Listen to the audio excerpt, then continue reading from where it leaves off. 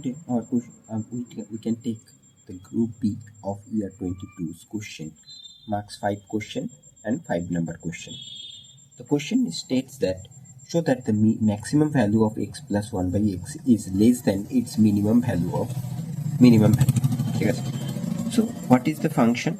Function is fx. Fx is x plus 1 by x, and we derivative with respect to x, and we can find that 1 minus 1 by x square. Is it okay? For every extreme value, we know that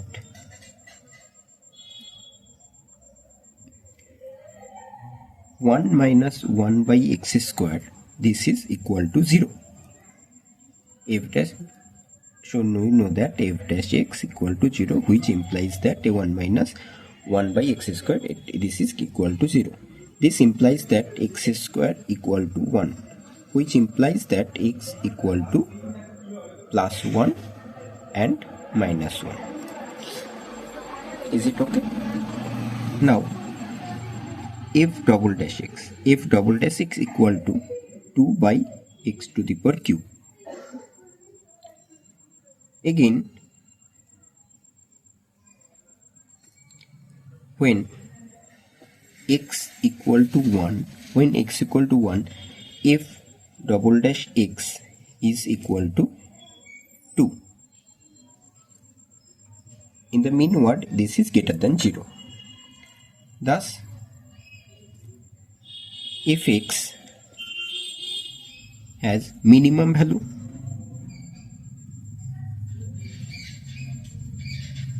Fx has its minimum value. And what is the minimum value? And the minimum value is at x equal to 1 is f of 1 equal to 1 plus 1 by 1 equal to 2. Is it okay? Now, when x equal to minus 1, this implies that f double dash x, this is equal to minus 2, which is less than 0. Thus, fx has maximum value,